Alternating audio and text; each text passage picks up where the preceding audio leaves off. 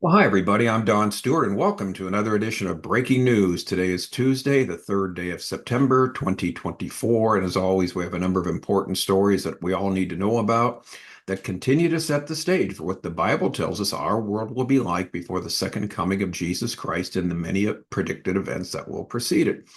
And we will look at some of these headlines today. And then again, we're going to be amazed, as always, not surprised, but amazed that God's word is coming true minutely and precisely. That's why we do these stories. They're a means to an end, to show you that God exists, that the Bible is his word, that he knows the future. He tells us certain things about the future. So we can be confident, not only in our faith in him, but also that we know what he holds for the future. All right, let's look at the headlines. Number one, CNN lies about Netanyahu torpedoing the ceasefire deal. This is not surprising. Not that Netanyahu is torpedoing the deal, but that CNN was lying about it because he didn't torpedo the deal. Another headline is really interesting, this story. As Iran threatens Israel, the danger of Tehran's long-vaunted missile program remains in question. And then documents show that Hamas has been preparing for tunnel warfare. This is another very fascinating story. And in the longest West Bank raid in 20 years, the Israeli Defense Force aims to set the stage for future smaller operations. For the last 20 years or so, the West Bank, Judea, and Samaria have been relatively quiet with respect to terrorism. Well, that's all changed now. It's starting to heat up there because Hamas, again, Iran, Hamas has their people there instigating problems in that area of the country. And that's why we mention the fact over and over again that Israel is basically being attacked from 7 different positions: Gaza, Judea, Samaria, the West Bank.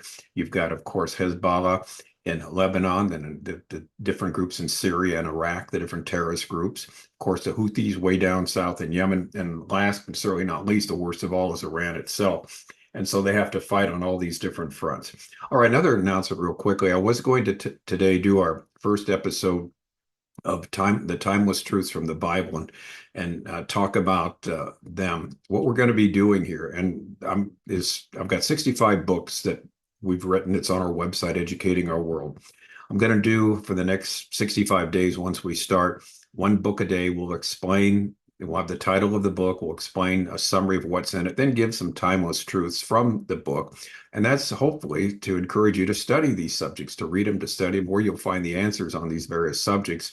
And what I've decided to do is take them one subject at a time. I'll start with the Bible. We have about a dozen books on the Bible. So the next 12 days, once we start this, will be about the Bible. What everyone needs to know about the Bible is our first one, the 10 reasons to trust the Bible, et cetera, et cetera. Also, too, we mentioned yesterday about doing Hebrew and Greek, and we're really excited about this. We'll have more announcements on that later. My 2 daughters are brilliant when it comes to languages. They both were classic majors in college, and they're experts at Latin and Greek. I'm teaching them Hebrew right now, but what we want to do is 2 different things. We'll have some full courses. We'll find a way of offering this. We're talking about how to do it now with respect to Greek and Hebrew. If you really want to learn the language, the grammar, which is it should be done by anybody who wants to teach on the subject, but it's not easy. It's a lot of work. But also for most people who won't have the time, the opportunity, but would love to know something about it, we'll have some features every day. We'll start doing those about from little tidbits, treasures from the scripture, the biblical languages. There's so many wonderful truths that you can learn from the languages that emphasize God's, work and time and eternity. A lot of personal things helpful for Christian living. So we'll start doing that sometime soon. So that's something that we will be working on in the future. All right, let's get right to these stories. Headline number 1. CNN says Netanyahu torpedoes the ceasefire deal. After Prime Minister Benjamin Netanyahu said on Monday that Israel would not withdraw from the Philadelphi Corridor along the Gaza-Egypt border, a source, it's always a source, tells CNN that this guy torpedoed everything in one speech, while Mossad chief David Barnea was heading to Qatar for talks on a possible deal. In other words, supposedly because Netanyahu said, look, we've got some red lines here. One's the Qatar corridor, and one is the Philadelphia corridor, where we have to, number one, the Qatar corridor basically separates Gaza from north to south. And most of the terrorists are down in the south, what's left there. They don't want them going back up north and regathering. But the real one. The real big one is the Philadelphi Corridor, which we've talked about, an 8-mile border, a buffer zone between Egypt and Gaza, where when Israel left in 2005, it was up to Egypt supposedly for security there, and they didn't have any security at all. There were countless number of tunnels that went back and forth, and tunnels to smuggle people, to smuggle armaments, to smuggle ammunition, you name it, they're smuggling that in. And Israel has stopped that. So Hamas does not have these resources now to resupply itself. And Israel must continue to do that. And what basically Netanyahu said is that that's a red line. We're not going to outsource our security here to somebody else. We've done that before. We did it in Egypt, and same thing in Lebanon in 2006 after the Lebanese war.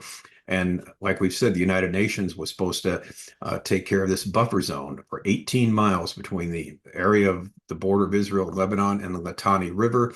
There was not supposed to be any terrorists, any types of subversives there, but there have been the whole time. The UN did basically nothing, and that's why the terrorists, Hezbollah, have set up camp there. And so they've learned some very valuable lessons about border security. So they're not going to make the same mistake again. So you've got these fools running around saying, well, Netanyahu torpedoed the deal by insisting that the Philadelphi Corridor should be watched by Israel. Well, of course, it ought to be watched by Israel if they want, unless they want October 7th happening all over again. But you've got these people, and then these networks and these politicians that are arguing that you need a ceasefire deal. In other words, you need Israel to lose. Hopefully that won't happen. Israel, they're holding their ground right now, so God bless them and good for that. All right, a second story here. This is from Ynet News. That's an Israeli site. As Iran threatens Israel, the danger of Tehran's long-vaunted missile program remains in question. And it's a long article. I'll hit some of the highlights there, but we'll give them to you. The Iranian regime's fear-mongering of a direct attack against Israel is put into question, seeing the lackluster success of its previous assault in April. In other words, they threw everything but the kitchen sink at Israel in April. It didn't work out so well for them. So should they really try it again? Because there's the possibility, and more likely the probability, if they do try and do some type of attack, a huge attack against Israel now, for the death of Haniyeh there in Tehran when he was there at the installation of the new president there. If they do try it again, Israel is much more likely to really bomb their oil fields, bomb their sites that they have for the enriching uranium for producing the weapons grade materials, so they can do a bomb there. Israel could do some real damage and send them back years and years, and they're able to do this. We know they have the technology. We know they have the long range missiles, the long range planes, and the missiles that can go that far too, of some degree anyway. And so Iran realizes that. So they remember we've talked about for the last month. Yeah, we're going to attack Israel. We're going to go. They're going to pay for it. We can't let this go. Allah wants us to do it. We heard that, and that's what the Ayatollah said. Well, the sad thing is they start to realize if they do this, they're not in a real good position to not only achieve success, but they're in a great position to have big loss. So this is what this article is about. We'll hit some of the highlights here. Again, if you want to read it, it's from Ynet News, and it's worth reading. But here's the highlights. As Iran threatens to attack Israel over the assassination of Hamas leader in the Iranian capital, its long-vaunted missile program offers one of the few ways for Tehran to strike back directly. But questions loom over just how much of a danger it poses. Great question. The program was behind Iran's unprecedented drone and missile assault on Israel in April, when Iran became the first nation to launch such a barrage since Iraqi dictator Saddam Hussein lobbed Scud missiles at Israel in the 1991 Gulf War, if you remember that. But few of the Iranian projectiles reached their targets. Many were shot down by a U.S.-led coalition, while others apparently failed at launch or crashed while in flight. Even those that reached Israel appeared to miss their marks. Now, a new report by experts shared exclusively with the Associated Press suggests one of Tehran's most advanced missiles is far less accurate than previously thought. The April assault showed, quote, some ability to strike Israel, said Sam Lair, a research associate at the James Martin Center for Non-Proliferation Studies, who worked on the analysis. But if I were the supreme leader, I would probably be a little disappointed. Now, if Iranian missiles are not able to hit their targets precisely, that recasts their role, Lair said. An example he recalled is the harassing missile fire seen on cities in the Iran-Iraq War in the 1980s, where Iran could fire a variety of missiles at a large city and hoped some of them got through, but many of them didn't. Iran has repeatedly said it will retaliate for the killing of Ismail Haniyeh. Israel is widely suspected of carrying out the assassination, though, of course, they haven't claimed it. The Iranian mission to the United Nations did not respond to a request for comment, but Supreme Leader Ayatollah Ali Khamenei tacitly acknowledged the country's failure to strike anything of importance in Israel.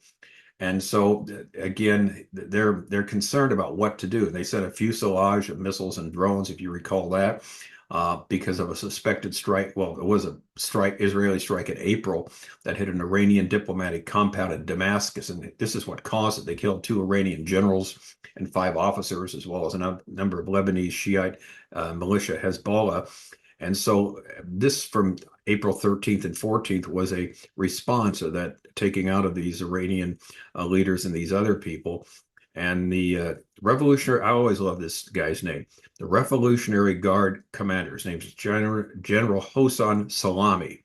I'm not making this up, Salami. We always say Salami is definitely full of baloney here. But anyway, he instigated this attack there on the 13th and 14th, and it's called Start the True Promise Operation Against Zionist Regime Bases was his order.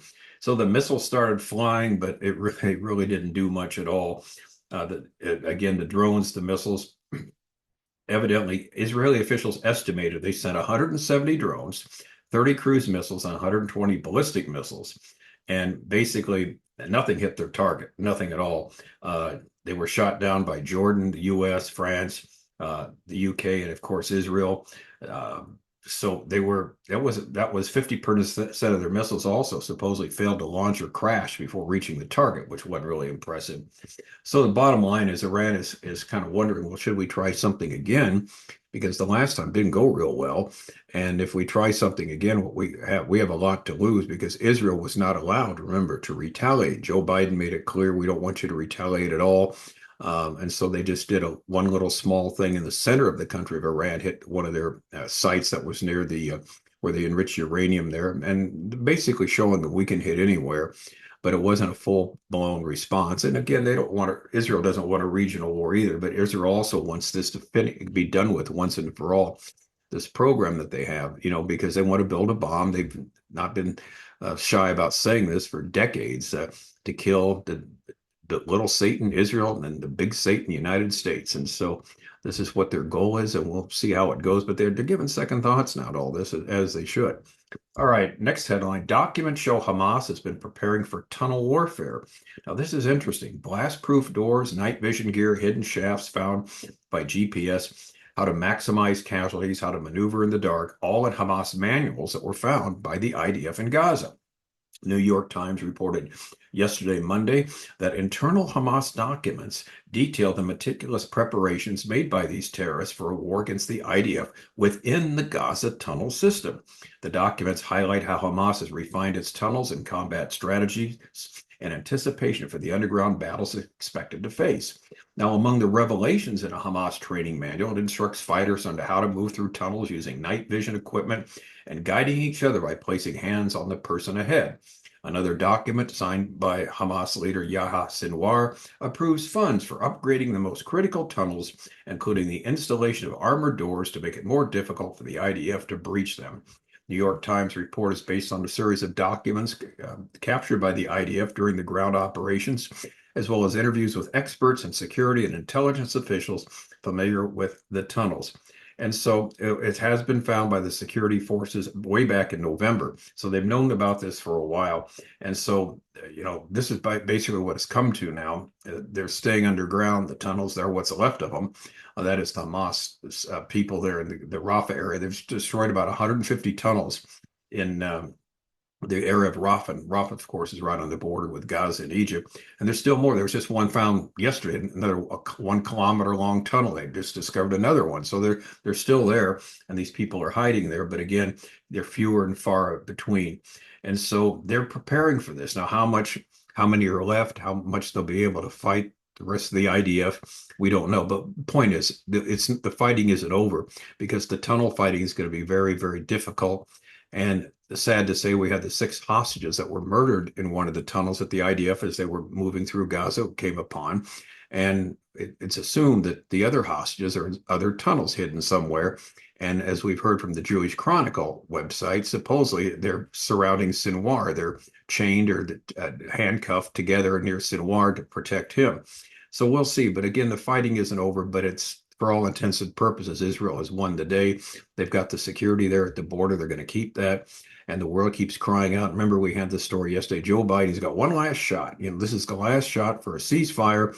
And he said publicly that Netanyahu isn't doing enough to bring a ceasefire.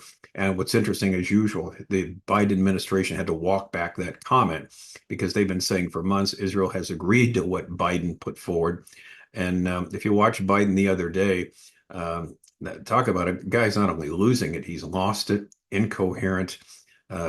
Just pray to God nothing huge happens to our country before January 20th, before the next president takes office, because he does not have the cognition to do anything that makes any type of sense whatsoever. All right, one last story too, and this is interesting. In the longest West Bank raid in 20 years, the IDF aims to set stage for future smaller ops. This is from the Times of Israel. Military shifts focus on Jenin. That's one of the cities there. Refugee camps where troops rip up roads to find bombs. They work to establish operational control. 14 gunmen killed, 25 suspects detained. This is in the West Bank, Judea and Samaria. And bottom line of this, it's the longest operation in this territory in 20 years. That's how quiet it's been, relatively speaking. The operation, internally dubbed summer camps by the Army, began with simultaneous raids on Yanin, Tukarim, and the Farah camp near Tubas, with the goal of dismantling Iran-based Hamas and Palestinian Islamic Jihad terror networks in the three areas of the northern West Bank. But the scale of the ongoing raid, as well as its stated goals, are far from what the Israeli Defense Forces carried out in the year 2002. It was a months-long operation at that time called Operation Defense Shield. It was during the Second Intifada. So anyway, basically they've got that problem also. So it's shifting. The fighting in Rafah is, calming down, relatively speaking. Iran is fomenting problems, of course, now in the West Bank. They want to keep fomenting the problems. And then we've got Hezbollah. Hezbollah's still shocked over what happened when they were about to bomb Israel, and they got that preemptive strike by Israel with over 100 planes in the air, hitting like over 1,000 sites, destroyed missile launchers, and kind of the shock and awe of that, of Israel's fighting there. So we'll see what happens now. So Israel's still, fighting. They're fighting the war, of course. Public opinion, they're always going to lose that because the world hates them, and it's a spiritual battle. They don't want Israel to succeed. They don't want Israel to exist because the God of the Bible has used this nation, the descendants of Abraham, Isaac, and Jacob, to get his word out to the world, and he will use them once again at some time in the future. We'll keep an eye on all that. All right, anyway, I'm Don Stewart. Thanks again for watching, and we'll keep you posted on all these things. And until the next time, as always, may the Lord richly, richly bless.